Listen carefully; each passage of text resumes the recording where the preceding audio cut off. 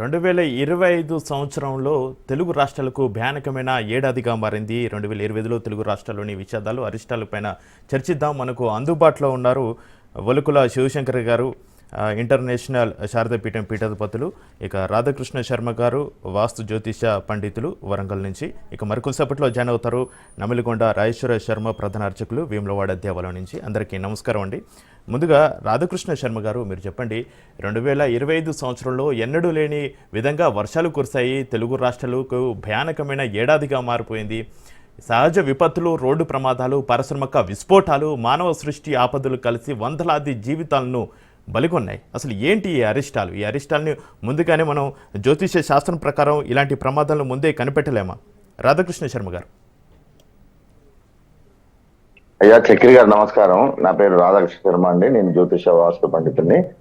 అయ్యా మీకు ఒక విషయం చెప్పాల్సినది ఏంటంటే, ముఖ్యంగా జ్యోతిషము శాస్త్రాలన్నీ కూడా మొదటి నుంచే పూర్తి స్థాయిలో అన్ని కూడా ఉన్నాయి. కానీ ఎవరు కూడా సరైనటువంటి దాని మీద ఎవరు పట్టించుకోక, లేకపోతే కొంతమంది చెప్పినా కూడా దాన్ని ఏదో అంటే కొంతమంది ఉన్నారు పట్టించుకొని శాస్త్ర ప్రకారంగా మొదటి నుంచి ఆనవాయితీగా సనాతన ధర్మాన్ని పాటిస్తూ ఉన్నటువంటి పద్ధతులు అవలంబిస్తూ దాని యొక్క గ్రహాల సంయోగ వియోగాలు వాటిని చూస్తూ దాని యొక్క విధి విధానాల కోసం మానవ జీవితానికి ఉపయోగపడేటువంటి విషయాల్లో అంటే పూర్తి స్థాయిలో ఒక పూర్తిగా ఒక దేశానికి ప్రపంచానికి సంబంధించినటువంటి విషయాల్లో కూడా చెప్పారు. కానీ ఒక మానవ మాత్రుడైనటువంటి ఒక జ్యోతిష సిద్ధాంతి ఎక్కడి వరకు చెప్పగలుగుతారో అక్కడి వరకు చెప్పగలుగుతారు. అంతేగాని పూర్తి స్థాయిలో చెప్పడం జరిగిందండి. జ్యోతిష పరిజ్ఞానం ప్రకారంగా ఈ సంవత్సరం ఇలా గ్రహాల సంయోగాలు, పంచగ్రహ కూటములు, లేదంటే ఒక గ్రహణం యొక్క ప్రభావం, ఆ గ్రహణం దేంట్లో వచ్చింది, ఈ యొక్క రాశిలో వచ్చింది, ఆ రాశి యొక్క ప్రభావం వల్ల ఏం జరుగుతుంది అనేది కూడా నిర్దిష్టంగా చెప్పడం జరుగుతోంది. జరిగినా కూడా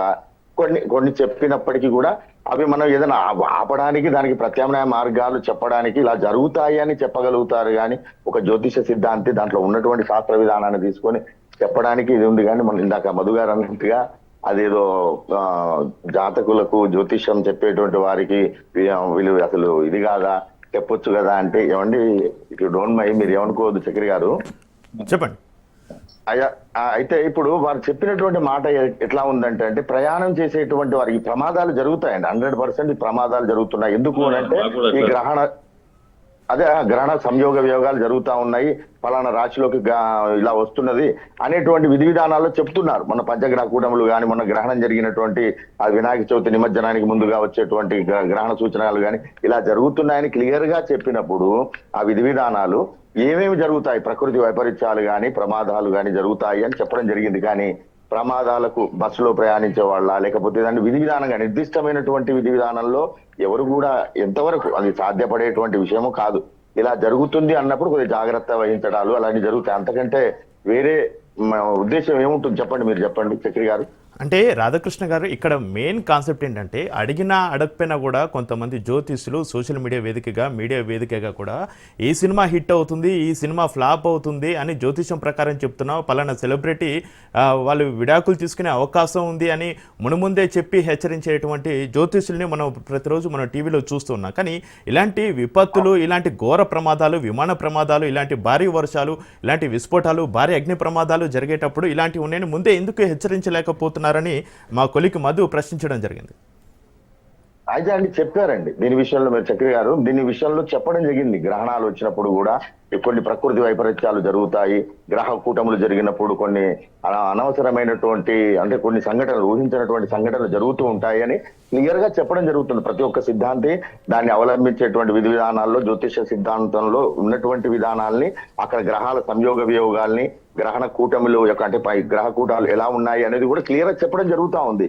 దాని వల్ల జరిగే ప్రకృతి వైపరీత్యాల గురించి కూడా క్లియర్ గా చెప్పడం జరుగుతూ ఉంది. కానీ అది ఏ విధంగా జరుగుతాయి అనేటువంటి నిర్దిష్టమైనటువంటి విధానాల్లో ఎవరు కూడా కరెక్ట్ అంటే చెబుతున్నారు. ఇప్పుడు సెలబ్రిటీస్ కి చెబుతున్నారు కరెక్ట్. సెలబ్రిటీస్ ఏంటి, అదొక చిన్నపాటి ఒక కేంద్రం, అదొక చిన్నపాటి కేంద్రము, ఒక ఇండస్ట్రీ ఉంది. ఆ ఇండస్ట్రీలో కొంతమందే ఉంటారు.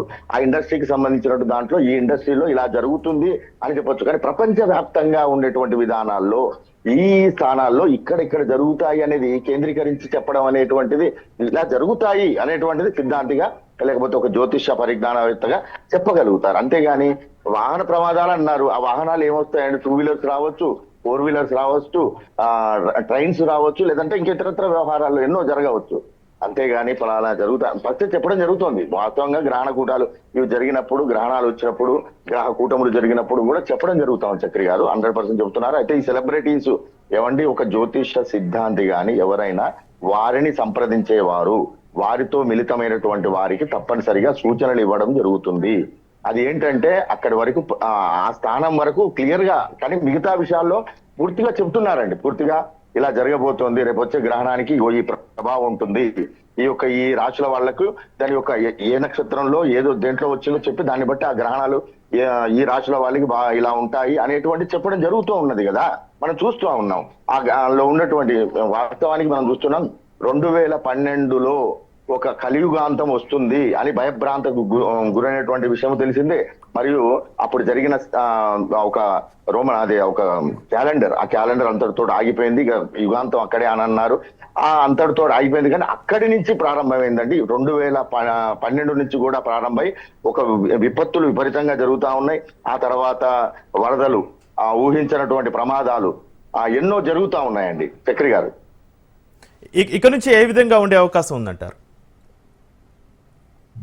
ఉన్నాయండి. ప్రకృతి వైపరీత్యాలు అయితే విపరీతంగా జరుగుతాయి. ఇప్పుడు చూస్తున్నాం మనం. అసలు కాలం, ఈ యొక్క కాలం అనేటువంటిది, అసలు ఈ కాలంలో ఇట్లాంటి వర్షాలు గాని, వరదలు గాని, రైతుల పరిస్థితులు గాని, స్థితిగతులు గాని, ఊహించని ప్రమాదాలు. ఇప్పుడు మానవులు ఇప్పుడు ఈ జరిగినటువంటి ఇంకోటి ఏంటంటే ముఖ్యంగా ఒక ప్రమాదము ఏదైతే బేసికల్ గా ఒక దృష్టి పడుతుందో ఆ ప్రమాదాలు వరుస సూచనలతోటి అలా జరుగుతూనే ఉన్నాయి. ప్రమాదాలు అనేవి మనం చూస్తున్నా, ఊహించినటువంటి ప్రమాదాలు. అసలు అది మనం ఇటు గాలి అంటే వాయు విమానాలు కావచ్చు, విమాన ప్రమాదాలు కావచ్చు, ఇటు చూస్తే మన ఏదైనా కూడా వాహన ప్రమాదాలు అంటే ఏదైనా కూడా వాహనం, గాల్లో వెలిగే ఏదైనా వాహనమే, భూమి మీద వెళ్ళేటువంటిదైనా వాహనమే, ఆ వాహనాల ప్రమాదాలని జరుగుతున్నాయని చెప్పడం జరుగుతా ఉందండి.